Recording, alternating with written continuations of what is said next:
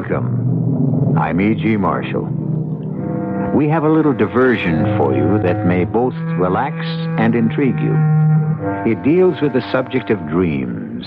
A great deal, too much, I think, is said these days about facing reality.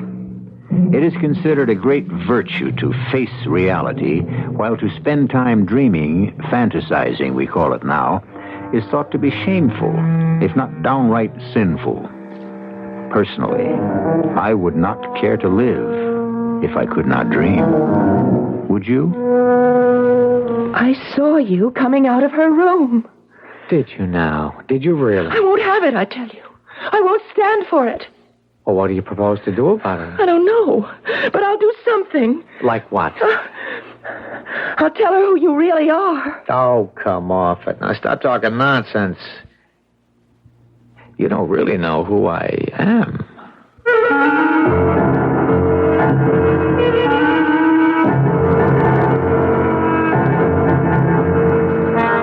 Our mystery drama, The Stuff of Dreams, was written especially for the Mystery Theater by Elspeth Eric and stars Bryna Rayburn.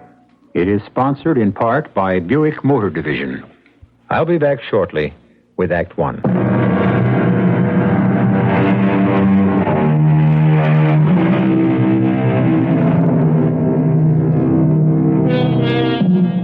Back to the subject of dreaming, which is what our story concerns itself with.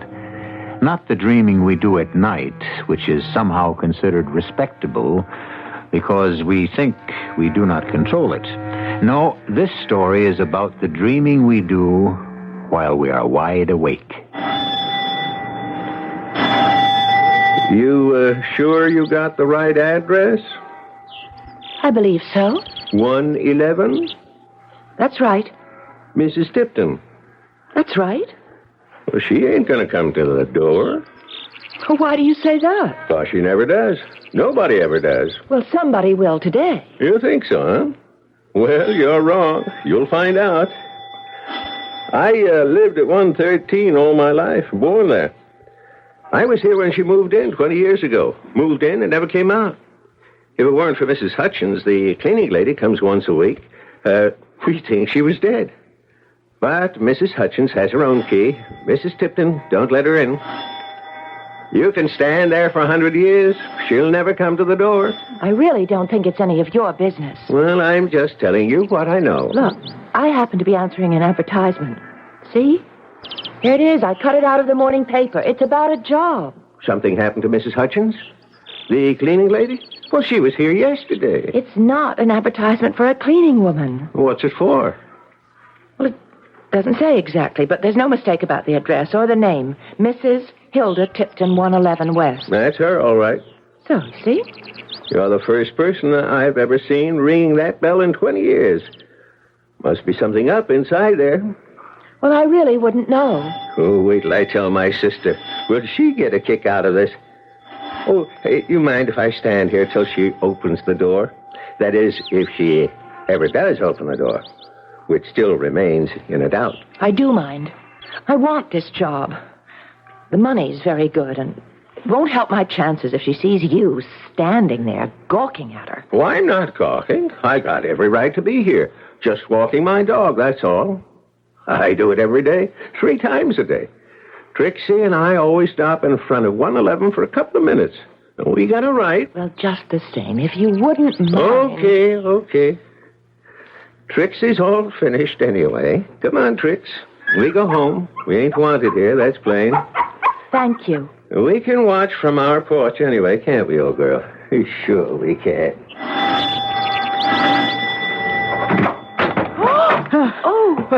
What is... Oh, that sun so bright. Well, come inside. Come in, for goodness sake. You did say 3 o'clock, didn't you? I mean, that's what I understood on the phone. Didn't you say... Go ahead. Go on into the drawing room.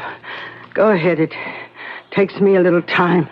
At first, I thought that maybe you weren't home or I'd made a mistake or something. Oh, what a beautiful room. Oh, how perfectly beautiful. And I was on the phone when you rang the bell. takes me a while to get around. All this weight I have to carry. I have a glandular condition. Oh, I'm sorry. Oh, go on, sit down. No, not there. That's a priceless antique. I'm sorry. Where shall I... Any place. I'm going to lie down on the couch myself. You don't mind? Oh, I don't mind. I'll just stand. If you want to. See, I have a heart condition, and my weight problem makes it worse. So I have to be careful. Well, now, you came about the position. Yes. What's your name? You told me on the phone, but I've forgotten. I talked to a lot of girls. My name is May Cook. May Cook? Yes? That's not a very imaginative name.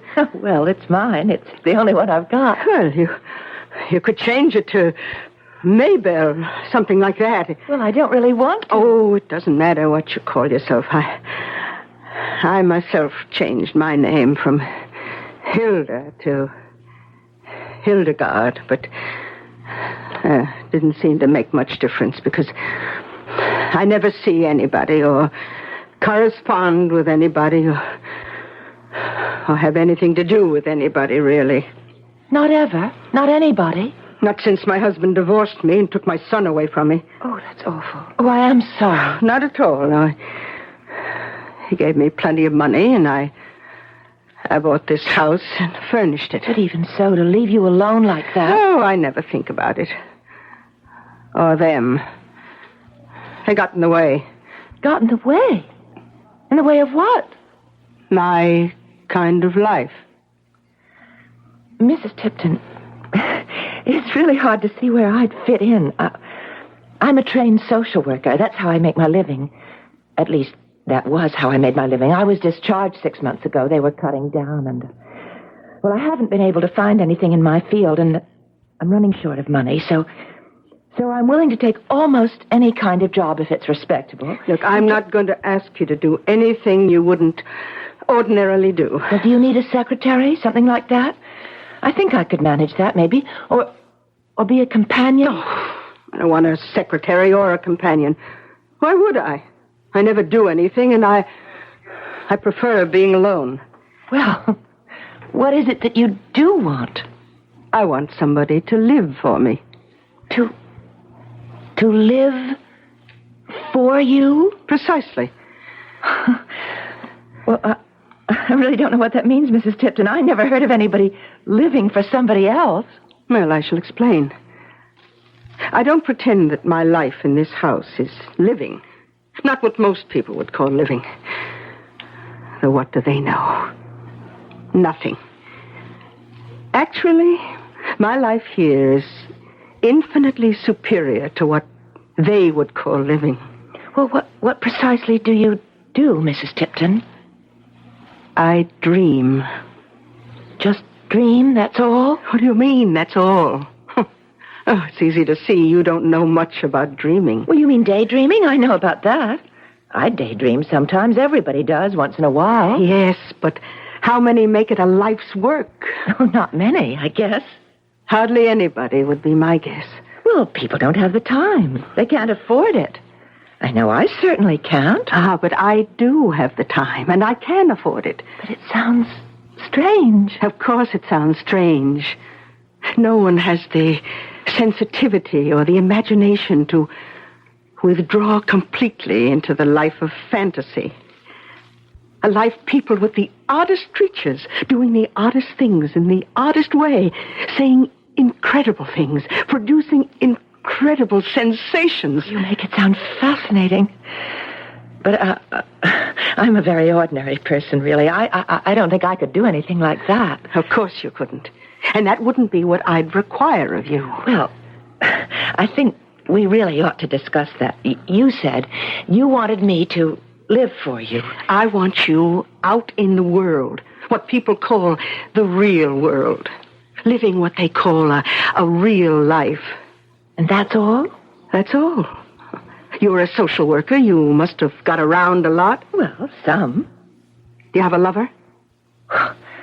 There's a man I'm interested in. We're not what you said. I'm just interested in him. My, but you're a proper little thing, aren't you? Well, never mind. I'd want you to go on dating, whatever you've been doing with this man, and whatever else you do with your time. And that's all? And report back to me once a week. Tell me what you've done. I can't believe that that's all I'd have to do. You'd pay me for doing that? Yes. $300 a week. Oh, that's a great deal of money for just living and telling you about it. I just can't see why you'd want to pay me for doing just that. Oh, if you insist on an explanation... Well, I'd like to understand if I can. Very well. You see, I'd be better at the job, I think, if I understood a little. Mm-hmm. Well, you see, I'm thoroughly convinced that I've created the perfect life for myself. I live surrounded by beauty, charm. It is a beautiful house. All the senses are satisfied here. Do you smell the perfume in this room? Yes, it's lovely. I have it changed once a month. You see those draperies? Pure silk from Thailand. $100 a yard. Oh. And they're due to be changed shortly. When you change them, do you just throw the others away? Oh, you'd like to have them, wouldn't you? Well, perhaps if you're a very good girl. Well, they're so lovely. Everything in this house is lovely. Except me. Oh, Mrs. Tipton. Nobody weighing close to 300 pounds could be considered lovely, but it doesn't matter. Because I have my dreams. And in my dreams, I weigh exactly 110. And my hair grows to my waist and is a light auburn in color. And my feet are small and narrow. And my eyes are clear and bright. And my fingers are long and tapering. Oh, well, never mind. The point is that in my dreams, I am the loveliest thing on earth. And the loveliest things happen to me. Then why do you... That's been my life for 20 years. And I've adored every second of it. But now, well, I'm starting to grow older. It's sad, but I'm growing older, and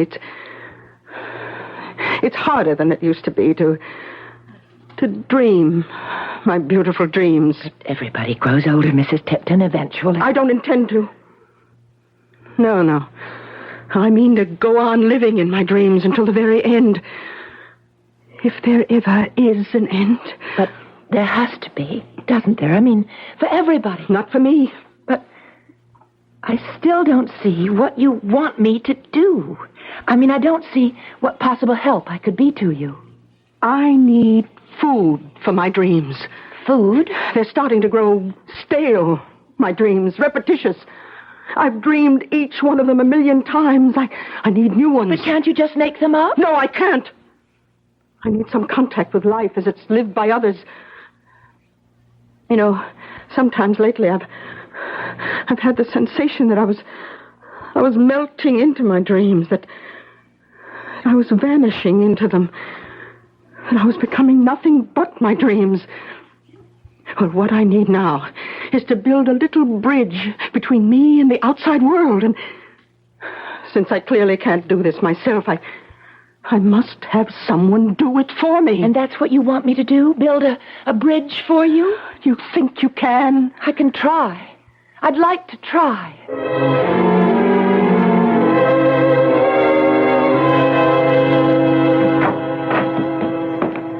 Hello, Eddie. Well, hello, Miss Cook. How are you? How should I be? I know it must be hard for you. I've done time before. Oh, I feel so bad. It's my fault, really, that you're here. Well, so you turned me in. You did your duty. You were a good citizen. Yes, but...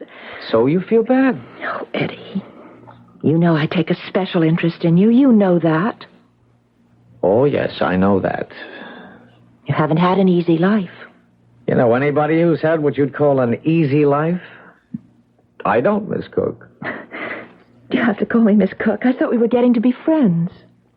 Well, you know something? I forgot your first name. It's May. May.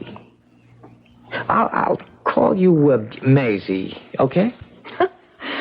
Well, okay. At least it's better than Maybelle. Maybelle? What kind of a name is that?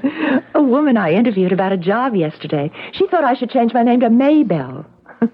Oh. Needless to say, I declined. Although I must admit, if she'd insisted, I'd have done it.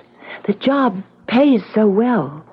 Wait, well, you got a new job? Well, it's very strange. I don't know how it's going to work out. Oh, no, wait a minute. It's legal, isn't it? Yes, it's perfectly legal. Okay, so what's the job? What does it pay? Well, you're not going to believe it. $300 a week. Oh, you're kidding. I'm not kidding. This woman, I don't know if she's crazy or what. She lives in this beautiful house.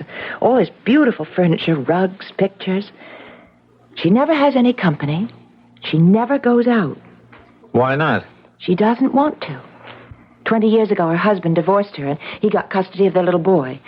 So she bought this gorgeous house, and she lives there. Doing what? Dreaming. She sleeps all the time? No, I think she means daydreaming, making up things.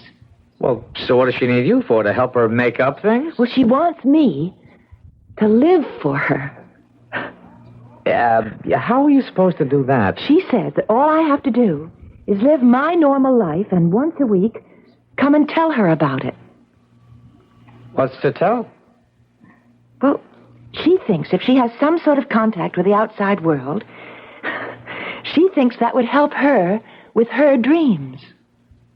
Oh, that's what she needs, help with her dreams. And I get $300 a week.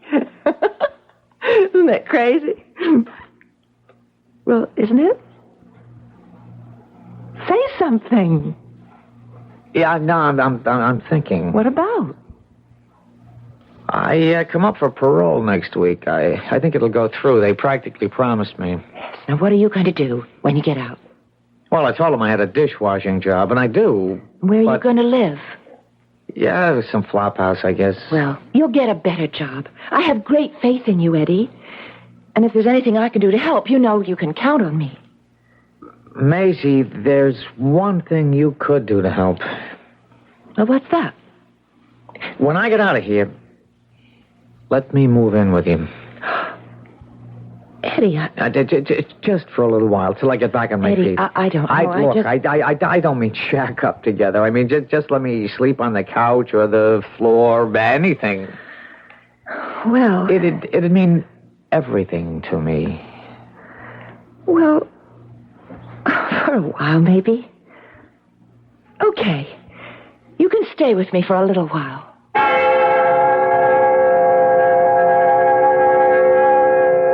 Dear, sweet Mother Nature, at whose shrine we all pretend to worship and whose dictums we constantly violate, what oddities she does create. Perhaps to revenge herself on us for our misdeeds. Perhaps to punish us for our hypocrisy. Perhaps to show her contempt for our stupidity. Whatever her reasons, it is an undeniable fact that here and there are specimens of her handiwork that shock, terrify, and appall us. I'll be back shortly with Act Two.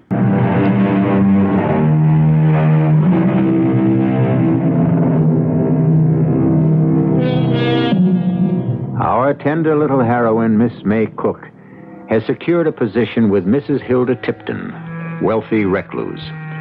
In return for a handsome salary, Miss Cook has only to lead her ordinary life and report weekly to her employer its mundane contents. To be, in Mrs. Tipton's words, her bridge to the outside world. For Mrs. Tipton spends all her time dreaming. Just dreaming. While in another part of town altogether is a man called Eddie who spends his time in prison also dreaming. Dreaming of the day of his parole. Got the job, didn't you? She ought to give you your own key. I know she doesn't like answering the doors. Mrs. Hutchins has her own key. She lets herself in. So why don't she give you your own key? You're getting to be as snooty as she is. Come on, Trixie. Let's not hang around where we're not wanted. We can always watch from the porch. Oh, come on in, May. Hurry up. Looks like rain. Terrible day. Oh, well, go on in. Take your coat off. Go on in. I hope to goodness you got something to tell me. Something with a little spice to it. I don't mind telling you what you told me about the world out there. Makes me glad I don't live in it. Oh, move that pillow, will you? Which one? On the couch, the gold one I needed for my back. That's it. All right, now go ahead. Well, the beginning of the week wasn't so very exciting. I bought some clothes. What kind of clothes? Well, a couple of shirt-waist dresses and... Shirt-waist dresses? Oh, they're very nice. Nice? I paid quite a lot of money for them. Oh, didn't you buy anything, sexy? No. Nothing long and filmy and, revealing? No, I've never worn that sort of thing. Didn't you tell me you were in love with some man? Yes, that's true, I am. You wear shirt-waist dresses when you're with him? Alone with him, I mean? Well, he hasn't been in town lately. Where's he been? Away. Away where? Oh, you don't want to tell me. Okay. When's he coming back? Well, he is back. He came back last night. Oh, good. So, what did you do last night, the two of you? Well, we went out for dinner, seeing as it was his first night home. What did you eat? He had steak, I had fish. We both had salad and ice cream. Oh, Lord. Even the food you eat is dull. Don't you ever eat anything interesting? We used to go to a Chinese restaurant sometimes. I bet you ate chop suey. Yes. So, after that splendid repast of steak and fish and ice cream, then what did you do, huh? Well, we went to a movie. What movie? The one in the neighborhood. I forget the name of it. Oh, May, you could make up a name. Why would I do that? Well, you know I never go out of this house. I don't know one movie from another. So if you made up the name of a movie, I wouldn't know the difference. But why should I? Because you're lying. You never went to any movie. Not last night, not after your lover's been away out of town, whatever. Now, I want the truth, young lady. I want the whole truth. You've been coming here, 3 weeks now, and you haven't said one word that was interesting. Near as I can tell, nothing happens out there in the world. Nothing whatsoever. But it's true. Nothing much does happen to me, Mrs. Tipton. I don't believe that. I don't believe that for an instant. I couldn't have been so wrong about you. I never said that I was interesting or anything like that. No, but there was something about you. I heard it in your voice over the telephone. So sweet, so mild, so eager to please. And then when I met you, I could see it in your face. I don't know what you could see. I'm just... Hunger. Yearning. You wanted my draperies, didn't you? Oh, but only if you were going to throw them out. Well, you'd take second-hand things if they were fancy, expensive. And then there was your manner. The way you smiled and agreed with everything I said, even if I was rude. I knew you must have another side to you. What I saw couldn't be the whole of May Cook. There must be another part of her that was jealous and spiteful and angry. No, I'm not. And guilty. Guilty of being spiteful and jealous and greedy. No, Mrs. Tipton. Yes, Miss Cook. Now, suppose you tell me about this lover of yours. Tell me all about him. What's his name? That'll do for a start. Eddie. Eddie what? You said he's been out of town. He's been in jail. In jail? In jail? Well, that's wonderful. In jail for what? What did he do? Well, he broke into somebody's apartment. Your apartment? No. Then how'd you get to know him? It was the apartment of a friend of mine. So when she had to go to court to identify him, I went with her. She was frightened, so I went. Now, hold on. I remember enough of the world to know that when a person says it happened to a friend, it didn't. It happened to that very person. So, this Eddie didn't break into the apartment of a friend of yours, did he? He broke into your apartment, and that's how you met him. Am I right? Isn't that what happened? Yes. Of course. Of course. Now, how did he get in? Through the kitchen window. And you heard him moving around? Yes. What did he steal? Well, I didn't have very much. He took my mother's engagement ring and her wedding ring. I had a little cash, about $20. He took that. And what else? Oh, that's about all. I don't want to hear about all. I want to hear all. What else did he take? Nothing else. He took you, didn't he? I don't know what you mean. I mean, he took you by force against your will. I mean, rape, you ninny. He raped you, didn't he? No, he didn't. Why don't you admit it? Mrs. Tipton, I can't admit to something that never happened. Oh, you make me sick. Well, if that's so, perhaps I better not work for you any longer. And give up all that money? You need it, you know you do. Not that much. Look, I want you to do one more thing for me, then we can call it quits. I want you to bring this Eddie person here to my house. I want to meet him. I don't know if he'd want to come, Mrs. Tipton. You bring him. Tomorrow night. I'll expect you both. For dinner. I've had enough conversation for today. You can go now. Your money's on the little table by the front door. Thank you, Mrs. Tipton. 3 $100 bills. Crispy new ones. Thank you, Mrs. Tipton. For once, I got my money's worth. And I mean to get much more. Much, much more.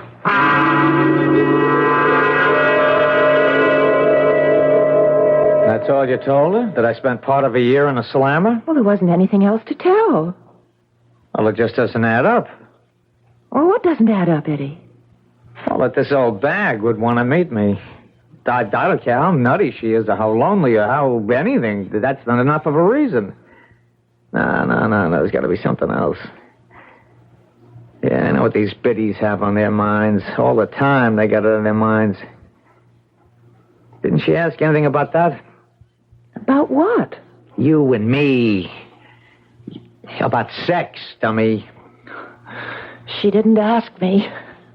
She told me. Told you what? That you raped me. I knew it. There had to be something. Well, of course, I said you didn't. Then what? Then nothing. She got disgusted with me because I wouldn't say that you... Because I wouldn't say something happened that never happened. And so I said that maybe if that was the way she felt about me, maybe I better not work for her anymore. You said that? She didn't seem to care whether I quit or not. There was just one more thing she wanted me to do. And that was to bring you to her house tomorrow night for dinner. And you said you would? Well, I said I'd ask you. You don't have to go. What do you mean I don't have to go? She's pretty weird. I want to go. But, Eddie, I really believe Mrs. Tipton wants to think you raped me. I mean, I don't think she believed me at all when I said you didn't. Well, we can set her straight, can't we? Well, I don't think she wants to be set straight. It was a nice job while it lasted. Oh, it isn't over yet. Oh, yes, it is. I've made up my mind. After tomorrow night, I'm never going near that house again. Yeah, now you're perfectly right. You're not cut out for that job. Well, I'm glad you feel that way. Yeah, but me? I was tailor-made for that job. You? You mean you'd go to work for her? Well, why not? You said it was legal, didn't you? Yes, it's legal, but... Well, I can tell my parole officer I'm working for a rich lady who is slightly eccentric. It'll sound great. Oh, Eddie, I don't know. Yeah, but I do know. Look, you made hash out of that job. I know I did. It's but I won't, believe me. I'll make it into the best paying job in the world. Oh, you just want the money, is that it? Not that I blame you. I wanted it, too. But, you see, it isn't worth it. Look, here's the $300 that I got paid today. You take it. I really don't want it, and you need it, so you take it. You don't think it's the money I care about. Look, here, 3 $100 bills. Hand them over. Here. Give me a match.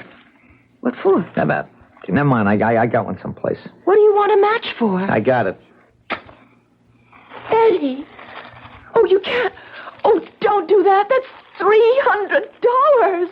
Don't they burn pretty, though?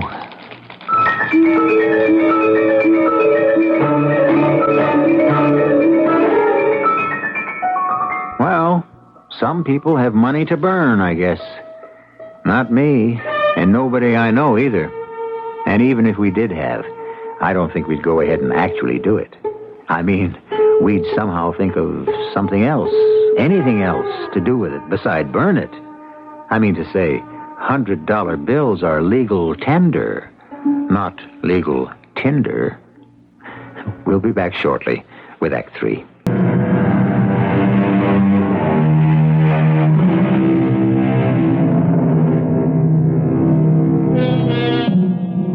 It is the next night now, and May is bringing Eddie to have dinner with Mrs. Tipton. Or is it the other way round? Is Eddie bringing May to the house of a woman he has never met? For contrary to May's expectations, Eddie jumped at the chance to meet May's employer. More correctly, her former employer. For May fully intends to resign, and Eddie fully intends to take her place.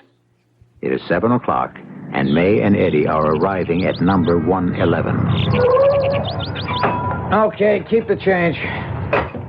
Well, well, well. Don't pay any attention to him. Well, who is he? He lives next door. Well, I didn't expect to see you. Not tonight.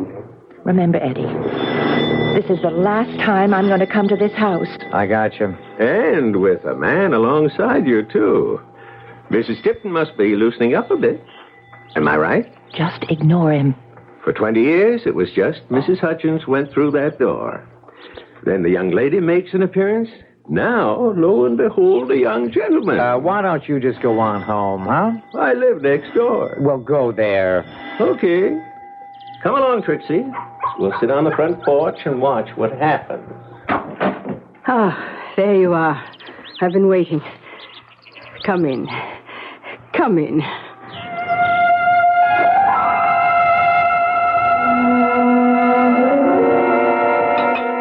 Oh, that was the most delicious meal I've ever been privileged to enjoy, Mrs. Tipton. Better than prison food, Eddie. Well, I haven't always eaten prison food. I'll just bet you haven't. Oh, May, fetch Eddie another helping of the burnt almond mousse. Yes, Mrs. Tipton. Eddie? Hmm?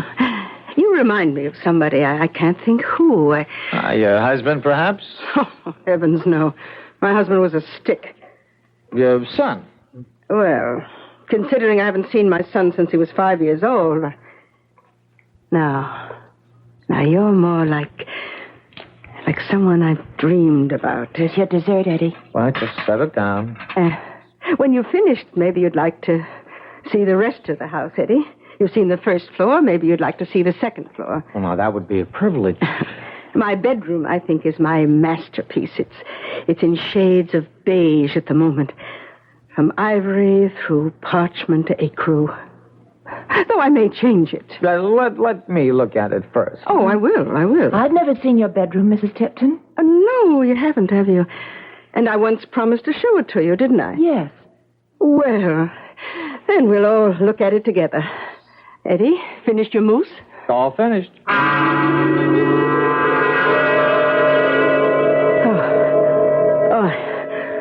I really should have an elevator installed. These stairs are getting to be too much for me. Voila. Entree. Oh, how perfectly exquisite. That's very nice. I commend your taste, Mrs. Tipton. You really like it. Yeah, I really do. But you said you were going to change it. Oh, I change everything regularly. I get tired after a while. I need new things, new colors, new textures. New sensations? Most of all, new sensations. Well, I have some thoughts on how you could redecorate this room. Oh, have you indeed? Oh, I wouldn't change a thing. Who asked you? Oh, it's just an opinion. I'm interested in Eddie's opinion, not yours. Well, why don't you go downstairs and clean the table? Yeah, why don't you? And wash the dishes. I prefer to stay here. I wasn't hired to clear the table and wash the dishes. And nevertheless, just This once. This one time. Not this one time. Not any time. May, step outside with me for a minute, huh? Outside where? Wait, just outside in the hall. What for? Well, for a little conversation, that's all. Now, come on. After you. All right. Just for a few minutes. Now, look, I want 5 minutes alone with Mrs. Tipton. You really want to work for her? You want to do her living for her? I really want to. Eddie, you don't know what she's like. Oh, I know exactly what she's like. She's another one of those women. I've known them all my life. What women? Women like you. Oh, she's nothing like me. Not outside, but inside, you're alike. You're the kind that likes criminals. You like everything about them. If I wasn't a criminal, you wouldn't like me. I wanted to help you. To understand you, to help you to understand yourself. I understand myself perfectly. I understand myself backwards, forwards, sideways. I'm bad, Maisie. Bad. No, Bad. Not really. Yes, no. really, she understands. There's that fat blob in there. I'm what she's been dreaming about all these years. Lust and lasciviousness and uncontrolled passion, dreaming of a life where anything goes and the world belongs to the clever and the strong. I've never lived that way. I've never dreamed about those things. Oh, yes, you have, baby. You haven't got the gumption to do anything for yourself, so you find somebody like me and pretend you want to change me, but you want to rehabilitate me. Isn't that what you call it? Well, I can't be rehabilitated, baby. I don't want to be. And that fat lady in there doesn't want me rehabilitated. She wants me just the way I am. So now, if you'll excuse me. Eddie. Mrs. Tipton? Well, you've turned off all the lights. The moonlight comes through the windows. Well, how romantic. Moonlight streaming through parchment silk. And where are you, Mrs. Tipton? Here, Eddie. Well, now, would you by any chance be in the big canopied bed, Mrs. Tipton? The big bed draped in ivory net? Silk net. But I can scarcely see you. You can hear my voice. So I can, Hilda. Oh, call me Hildegard. You said I reminded you of someone. Someone I've known intimately. Well, suppose I light a match and you take a look at my face. Think who it is I remind you of. You ready? Oh, yes. Why, I know you. I know you. Is it possible? Is what possible? That you are him, the fiend, the arch-fiend. Am I? Oh, light another match. Look carefully at my face, Hildegard. Oh, is it possible?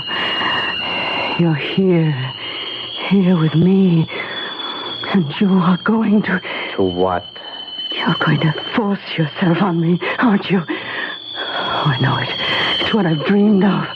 Oh, light another match, my beloved. Your Majesty, your satanic Majesty, I am your servant, your slave. What is that? The room is glowing red. There's fire. The bed is on fire. I'm on fire. On fire! Let me in, Mrs. Tipton. The door's locked. Somebody open the door. Eddie. Oh, Mrs. Tipton, please.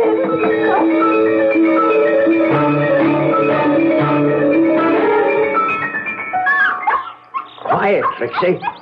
Oh, Mrs. Hutchins. Mrs. Hutchins. I'm in a hurry. Oh, terrible thing about the fire. Terrible. That beautiful house. Though I've never been inside, of course.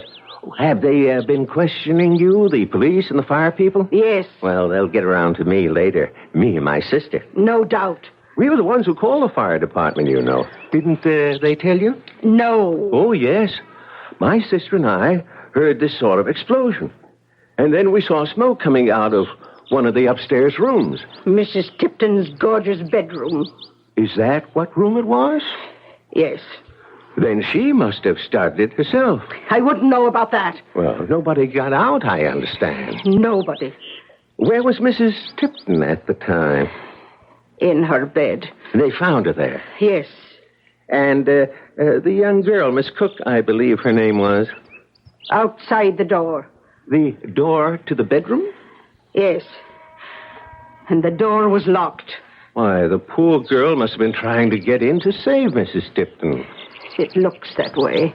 But where was the man? What man? The man who came to the house with the young lady. There was no man. Of course there was a man. He drove up about dinner time with the young lady, and they went into the house together. Now, he never came out because my sister and I watched the house back and front from that moment on. We were so surprised to see a man going in. No man was found in the house. Well, wait till they get to questioning me. I'll tell them about the man that went in and never came out. You'll only be making a fool of yourself.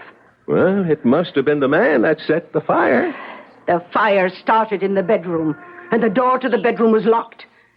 And no body of any man was found, so there. Now, I've got to be getting on home. You can tell your fanciful tale to the police if you want to. But how did it happen? How did the fire start? It was the work of the devil, if you ask me. He has sly ways, the devil has. Very sly ways. And all their pretty dreams went up in smoke, which, I am given to understand, is not an uncommon fate for dreams that are too remote from reality, and in particular dreams of violence. These especially are doomed to end in smoke and fire and death. So dream away, my friends, as I shall continue to do. But be careful what your dreams are made of. I'll be back shortly.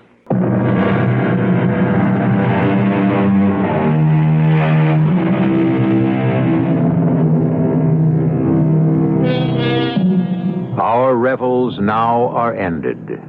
These, our actors, as I foretold you, were all spirits and are melted into air, into thin air.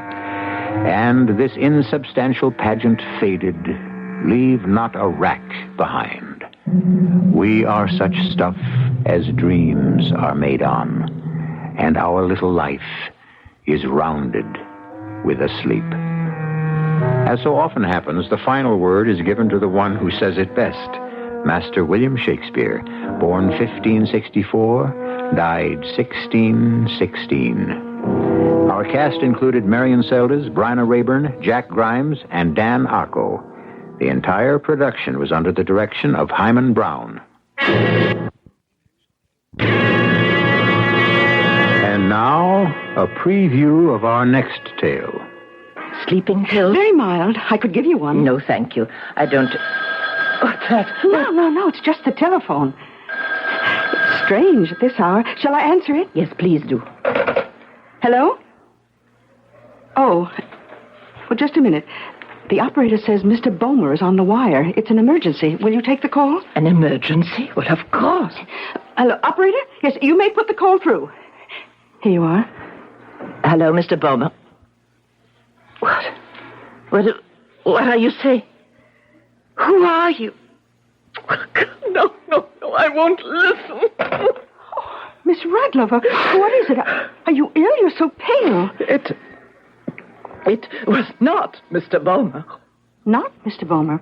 Who was it? I don't know. Someone who said they would kill me. This is E.G. Marshall inviting you to return to our Mystery Theater for another adventure in the macabre. Until next time, pleasant dreams.